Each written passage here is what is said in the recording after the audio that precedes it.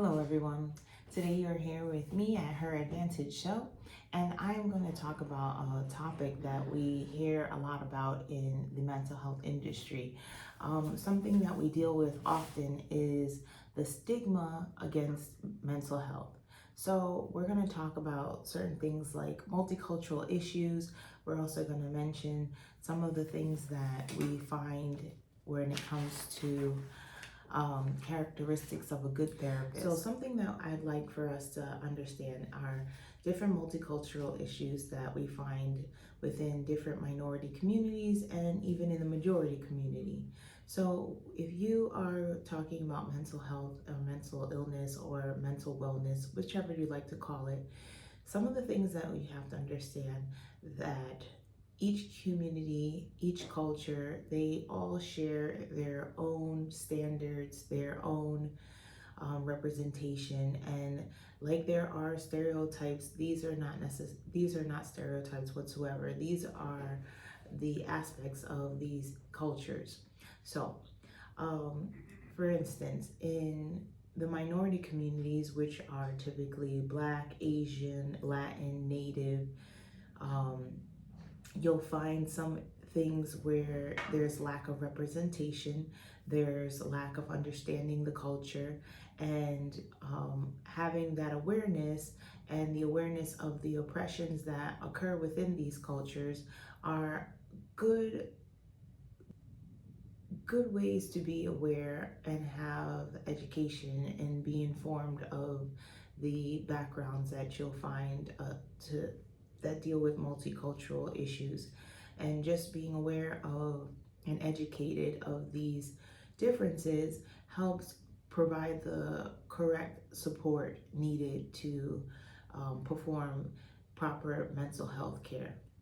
So, like I said, there's oppressions, there are historical setbacks which are found within minority groups. For instance, like the Black community, we all know with slavery, oppression, civil rights, and many of the other minority cultures as well, like Asians, Native Americans, and Latins. You will find historical setbacks which have followed individuals, communities, and cultures throughout time, and the setbacks have also created a generational disparity. So although there have been improvements throughout time, like for instance with women, we have the women's suffrage movement that has propelled us to move forward in a more beneficial way, whereas women didn't have equal rights, minorities didn't have equal rights. And although we have had changes to which have supported regulations and policies which have supported the growth and development and to support these communities and cultures, we also have to understand that it takes time. And when you have one generation that has been exposed to such trauma, and then that conflict has been resolved with proper policies put in place, that doesn't necessarily say the remedy has removed the trauma that those generations have experienced. And with that said, those generations will pass along to the next generations these dysfunctions, and good thing enough for the next generation, there is privilege that they will receive. However, changing policy doesn't automatically change infrastructure. And as I'm saying, generationally, slow change in infrastructure because of policy change for the benefit of communities. It is not an immediate and instant gratification situation. It's a gradual, consistent momentum that helps individuals move toward a better circumstance in the future. So these are things that we recognize in mental health, and also with providing that support and need to help communities, cultures in dealing with having that functional, healthy mental health. Community, the African American community, is that we can talk about a thyroid, we can talk about cancer, breast cancer, AIDS even, but we won't deal with the mental. And that's cultural standards are something that need to be understood when dealing with different sectors of it. So it's categorical when you think of community, and when you think of community categorically, you can look at it within race, you can look at it within minority group, you can look at it within ethnicity, nationalism, migration.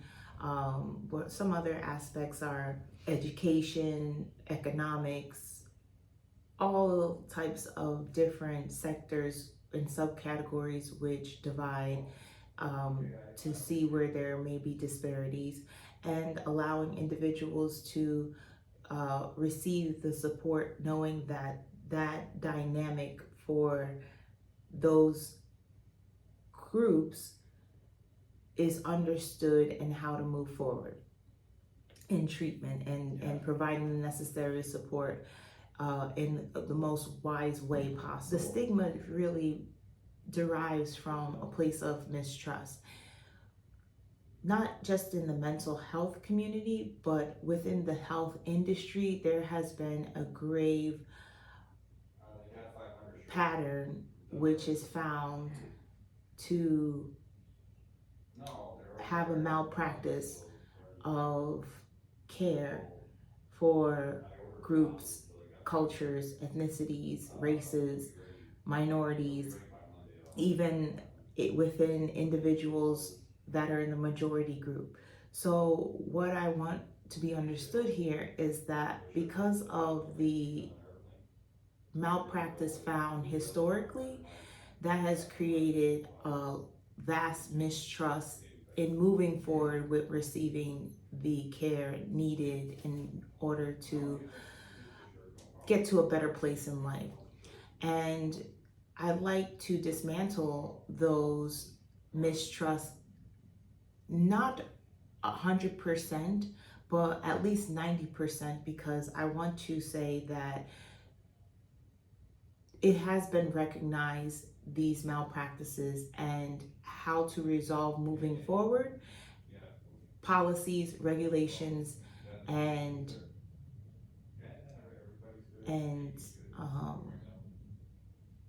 awareness have provided opportunity for proper development and proper support and proper observance of care. So with that being said, knowing that historically there have been malpractice within the mental health society, where individuals are afraid, say for instance, to get care because they don't want to be thrown into a psych ward without having the rights to leave, or getting a lobotomy because of whatever authoritative individual just prescribes such care for an individual. These kind of issues have occurred in the past, and through practice and proper regulation of mental health care, they have been abolished. So even in the health industry, facing mistreatment to individuals in communities where they have been stricken of their rights and mistreated or harmed and abused, that has also been regulated, and regulated to promote the care of patients, clients, and make sure that the client is always placed at the highest regard, and knowing what is best with the conversation between a client and a patient being unanimous to the client or patient and not forcing treatment and practices without the authorization of the said client or patient. So, to prevent these historical atrocities of malpractice again, we have individuals in the healthcare world have established policies and regulations which hold the providers responsible for the care and mistreatment or malpractice of clients and patients. Basically, as I said, regulations and policies and laws have changed in support of these communities to disparage any kind of abuse. Something else that happens to create a stigma behind mental health. We have an abundance of miseducation, and a large component of miseducation comes from not understanding what symptoms are, what they look like, and having self-awareness in general. The miseducation of understanding symptoms, being aware of symptoms, and acknowledging what symptoms can and cannot do. I struggle with depression and anxiety. I would have to say I realized it about 2 years ago. I noticed the mood swings, like, one day I'd be up and the next day I'd be down, feeling like I don't want to go out in public, almost agoraphobic, like, too much to deal with, feeling really awkward in my skin, feeling out of sorts, and just down, like Debbie Downer, like a dark cloud. And then there would be days where my brain wouldn't stop racing, I would think of the most worst scenarios in the world, which would heighten my anxiety. And, people were like, you just need to meditate and yoga and things like that. And I would do that, but my brain would still race. For me, there was... So there is a tendency for cliches to be made about disorders and diagnosis. However, individuals must understand that when it comes to mental health or any kind of health, it's mainly viewed as what is the severity, the level of severity of dysfunction. How much are the symptoms that are being exhibited going to affect the level of dysfunction of someone's life and lifestyle? When my anxiety is high, it feels like an absolute inability to make decisions. Like, I would rather not do something than decide what to do. And it's almost paralyzing, which is odd because it seems like it's simple. Do you want to go on a walk or sit on the couch and watch TV? And I'm like, I can't figure that out. I don't have the brain power. It feels like decision fatigue. And then depression is different. My version of it feels very restricted, like if you're trying to put on like a latex glove that's way too small for your hand. Also, it sort of coincides with this feeling of not being excited about anything, which again, on a day when you feel great or even normal, you can get excited about things. Like you're like, oh, I'm gonna have pizza today, or I'm gonna see a friend today, or all of the fun things about life. And when I'm having depression, it's like none of those things are exciting or seem worth it. So there's this real disconnect because I know logically that should be a feeling that induces some happiness, but it's like my depression will not let me recognize those feelings. I wish that I had known as a person in the public eye to talk about it publicly at an earlier date. I was experiencing the same thing that everyone else was, which is like, well, just don't talk about that. And then I just felt so inauthentic and irresponsible to have been presenting this like bubbly, happy person, which is someone that I cultivate and I nurture and I try really hard to exist as. And I just wasn't being honest with the people, like the girls who may look up to me. And so I was like, okay, I'm just gonna talk about it. And so I don't even think that Sam knew, but during that interview, I was like, actually, you know, for a period of my life, and periods, and often, and sometimes just on a random Wednesday, I feel this way. And then we started to get more in depth, and I found myself really happy to be admitting all of it. And the response I got from that interview was like astounding to me. Like, so many people saying, I've felt that way too. Thank you for saying it out loud. You gave me the courage to say it out loud, which I mean, I did practically nothing other than do what I should do, which is be honest and authentic. And it was a huge turning point in my life. I just felt a huge sense of responsibility. And so I kept talking about it, and I talk about it a lot. I started noticing like a feeling of being disconnected when I was probably 18 or 19. I moved out of Detroit and to New York when I just turned 18. I was like 2 weeks into being 18.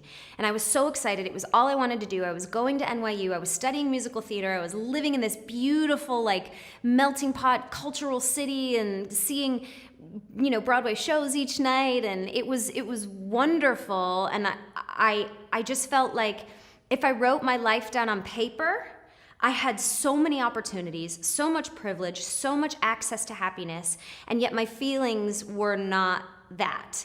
As an 18-year-old living on her own in New York City, I should be like, yes. Like, it should be so exciting, but it wasn't. I felt like I was sort of followed by this weird dark cloud that just didn't allow me to see all the happiness around me.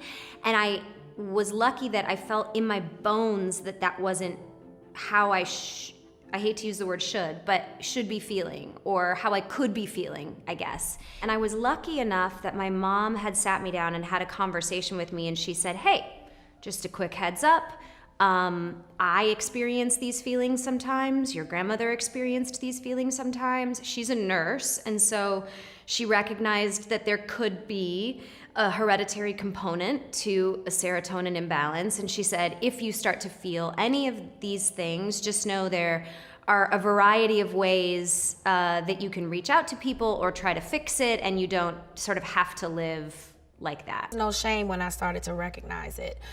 It was like that I have to get some help, because I'm the life of the party, and when I go dark, I go dark. I don't want to leave the house. And my friends started to notice me pulling back. My father, who also had his issues with mental health, was really open about it, about his manic depression. But you know, as I think back, no one else really talked about it.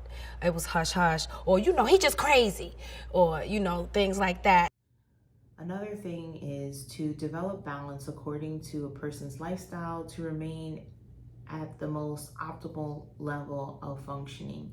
It is a true balancing act when individuals have a multitude of responsibilities within their life, and those responsibilities have particular priorities over one or the other, and making sure that there is balance. And one thing between balance and priority, the figurative idea of balance and priority may look as though everything is evenly distributed. However, that is not necessarily the case. It's more so about prioritizing and creating time, the acceptable amount of time, in order to proceed or conduct or implement any kind of actions or non-actions needed to produce a particular outcome.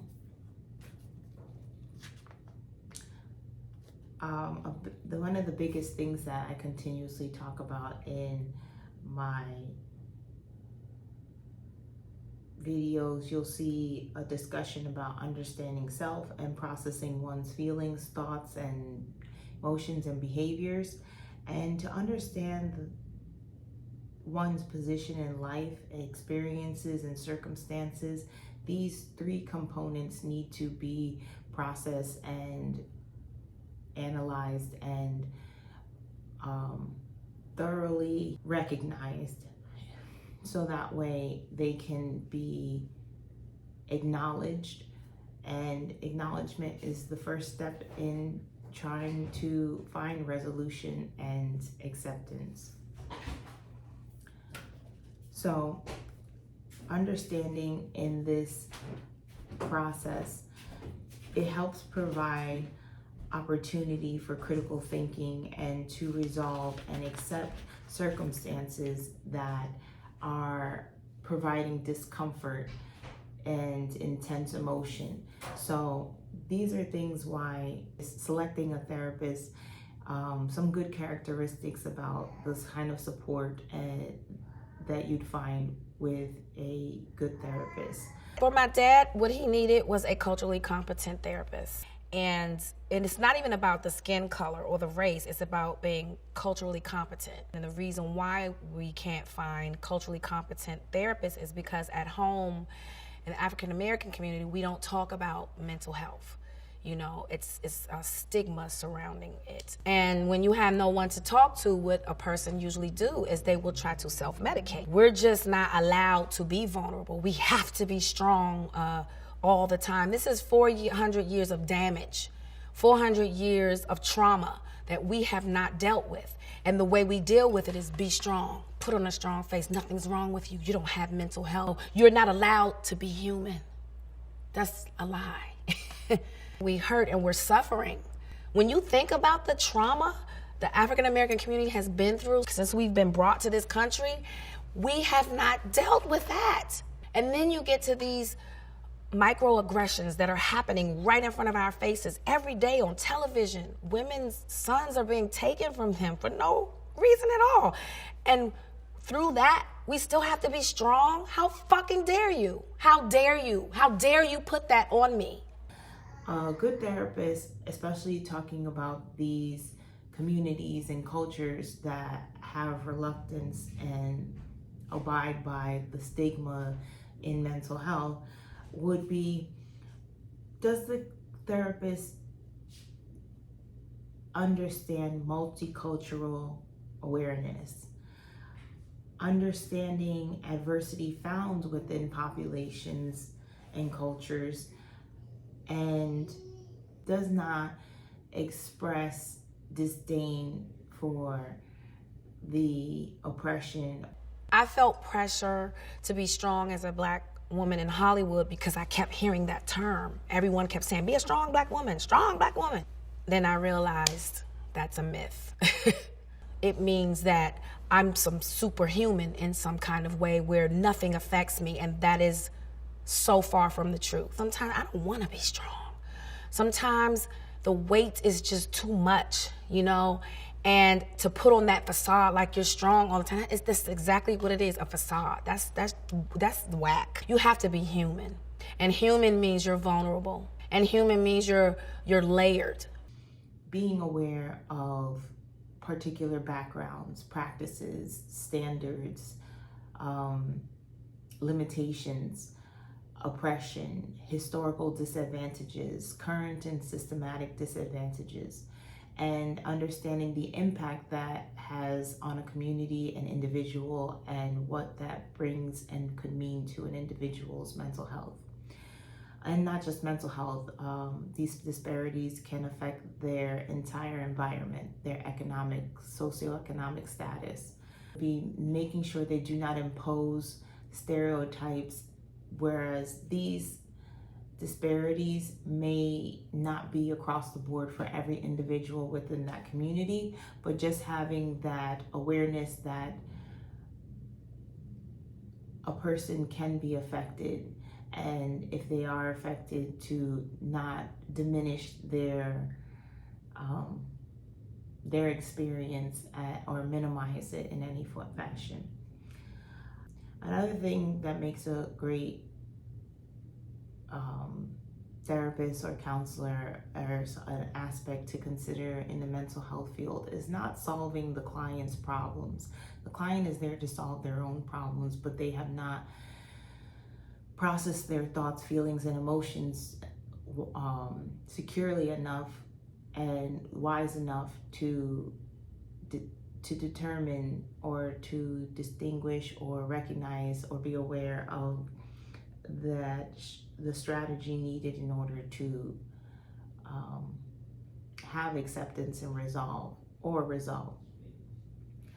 A good therapist or counselor in the mental health field allows the client to analyze all aspects of scenarios, of their thoughts and emotions, and learn to trust their own independence, their autonomy in gaining perspective. Now, a good thing about a therapist in these circumstances is that they can help the client distinguish between rationale and irrational thoughts and behavior, and also helps the client recognize logic and reality and address and confront cognitive dysfunctions. So with all these aspects to consider, the therapist is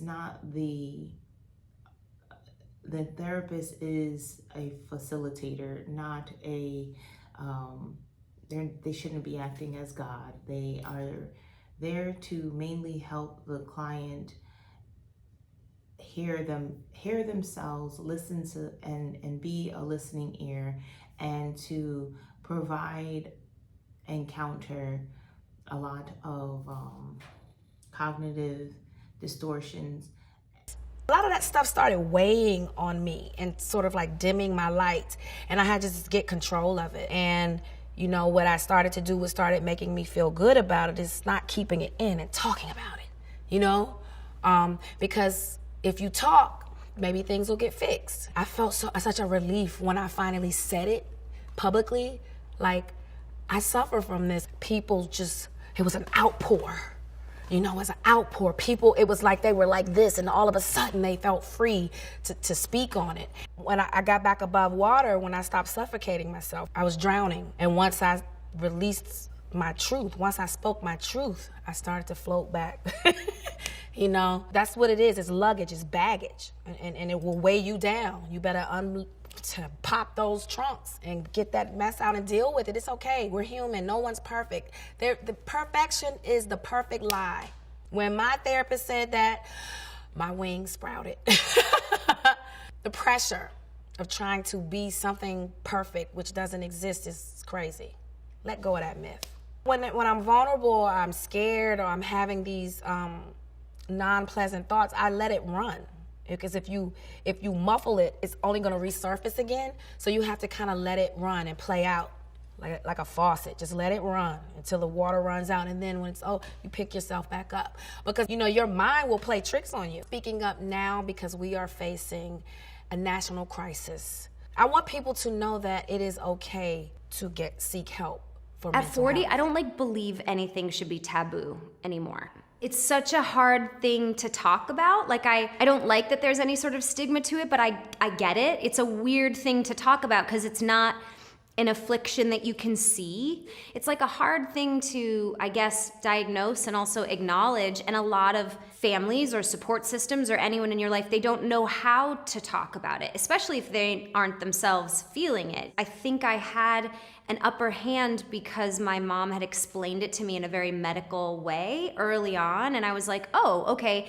It sort of armed me with the information about what could happen, and maybe it never will, but if it did, there's access to help. I knew that there were all of these ways, like talking to a friend, finding a therapist, talking to a psychiatrist or a psychologist, and just knowing that changed everything for me. Even if you're not experiencing any mental health issues, I would hope that you would walk through life being open and ready to be a shoulder if someone needs you. Because the reality is we're not all born the same. Some of us are born with a ton of confidence, and then some are born really timid. And I just feel like, maybe this is just my maternal instincts talking, but I just don't want anyone to feel like they don't have a support system. There is going to be those people that say like, oh, okay, what does she have to worry about? What does she have to be anxious about? And I'll never sit here and say that I'm not fortunate. I know I live a very privileged, amazing lifestyle. I'm a very blessed girl. I still have one of these, you know what I mean? And that thing up there sometimes like doesn't always, I don't know, it's not always like happy, and it's not always connecting, and I'm still a human being at the end of the day, and no matter what someone has or doesn't have, it doesn't mean that they don't have real life feelings. The word is of depressed as deep rest. Deep rest. Your body needs to be depressed. It needs deep rest from the character that you've been trying to play. I don't have a mom I can call. I don't have a father I can call. I don't have my, you know what I'm saying? Like my aunt, who was the last thing that I had, is gone. Do you know what I'm saying? Why you not go to a therapist? When I experienced it, it was devastating, and it lasted a lot longer because I didn't know what was going on, and I just thought it was my fault. And oh, I'm always depressed all the time. I have to constantly bring myself out of it. Like I wake up depressed, but like I'm like, okay, now I know my steps, because you learn from the real. Like now I have to go outside and be in the sun for a little bit, or go for a walk, or like start the day this way. It's all just programming yourself to trick your brain. I mean, we all carry, I think, great pains, great regrets. We've all experienced loss. We've all experienced great loneliness at times. No, Larry. It's always there. You're beating it. Yeah, I kicked it. No, I'm fine. I think it's important for us to have conversations about, open conversations about mental health. But I feel like the way that I have money kind of took away a lot of my happiness. You're sleeping till 4 o'clock in the afternoon. Like something's not right. You need to see somebody. You're not well. And, for me, it was like, I'll be fine. It's like, stiff upper lip, kind of Midwestern, like, don't worry about it, I'm fine. He's not fine. This is not fine. Many people find themselves in this situation, and these kind of, my family, we've all been through a difficult time. And it's not, my focus is my children, our children. You don't have to struggle alone. A lot of people want to because they don't want to be an inconvenience to others. And I definitely think that was a case for me. But if you open up, chances are someone can relate to you and give you advice and tell you all the reasons you are incredibly beautiful, whether or not you think so yourself. Once you're at burnout, then it's all over. You're like, oh man, every bad thing that I say takes up so much more space in my head than it should. So it's been such a, every day is up and, it's very much a whirlwind. And when I talk to my friends about this and everyone, a lot of people just say the same thing. But I think that I have really had to double down in the mental health area of it, because I think just the unknowing of everything can get you, if you don't really focus on your mental health, can get you really kind of jazzed up. So it's been I've actively had to make sure that I'm taking care of myself every day, because there are days definitely that I'm I just lay in bed and won't do anything, and then I realize I need to do something like meditate or read or whatnot. I just found that it was really freeing to have the information. It made me really happy, because I started to have a relationship with myself, and I think that's the best part. You say you now live with bipolar and you don't suffer from it as much anymore. How did you go about learning how to live with bipolar as opposed to suffering from it? Well, I do the necessary things, I see a therapist. I have tons of workbooks like a nerd. I write music. I try to take what's going on and turn it into something beautiful in the best way that I can. You did? Uh-huh. I have some sort of anxiety, depression, something that's changed my whole life. I feel like I'm always trying to work through whatever, certain issues are around certain subject. Yeah. I think the thing is about anxiety is that it comes in phases and it's different for everybody. And I really wanted to do well at school to please my parents, to please my family. I didn't really care that much about school. Personally, again, I'm not a very outgoing, social person, in terms of big groups of people. I think I pushed myself so far, got to the point where I had a bit of a mental breakdown. You've got so many things to worry about now, whether you're struggling for exams, whether you're struggling with home life, whether you're struggling with friends, then you have the social media angle. You can understand why, you know, that coupled with the fact that you don't get out of the house because you're staring at a screen the whole time, there's got to be a lot of issues that are going to build from that if you're not careful. And it's always sold as though everybody else's life is perfect. Yeah. That's the problem. And therefore you think if that, oh, you know, everyone else's life is perfect, there must be something wrong with me. This is the age that we live in. We're not actually communicating with each other. We are unconsciously communicating lies. For me personally, I think it comes from a place of not ever wanting to come across as an over arrogant person or a person that takes himself too seriously. I'm not always trying to be pretentious or, you know, to say something that I think is going to change the world. I feel like I'm one voice among millions. I thought that I was completely alone. I also realized how lucky I was and what a wonderful family, wonderful friends I had, but that didn't matter. I wanted the world to swallow me up. I was not in a good mental place, you know, and I wasn't really dealing with it. I wasn't going to therapy. I wasn't talking to my friends. Nobody knew. I would just go home at night after hanging out with my friends and I would just cry in my bed. I thought I was going mentally insane. Literally, I thought that from that moment on, for the rest of my life, I was going to be stuck in my head, freaking out without any reason. And I thought I would be the only one that would know what I was really experiencing. I don't think we're equipped with the vocabulary to understand, because if I walk in here with a broken arm and sit down here, you know... I say, oh, you probably saw, there you are, what a shame. Whereas I think people are more than able to, you know, masquerade and they can be going through who knows what. My mom sat me down when I was probably 18, and when I was 18 said, if... One of the most important things you could realize is that you're not alone.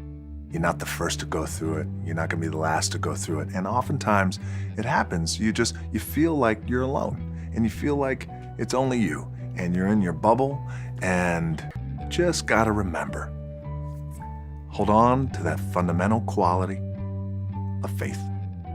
Have faith that on the other side of your pain is something good. Seeing mental health is becoming more of a family or household conversation, and individuals are learning to have the awareness they need to receive support and receive the care they need in this industry. It brings me happiness because I understand the gravity of having mental illness affect one's life and cause dysfunctionality. And the idea that celebrities are making a point to normalize receiving mental health and dismantling or distinguishing from stigma that once altered the support and care needed for many is now being understood as a benefit and to help individuals become better.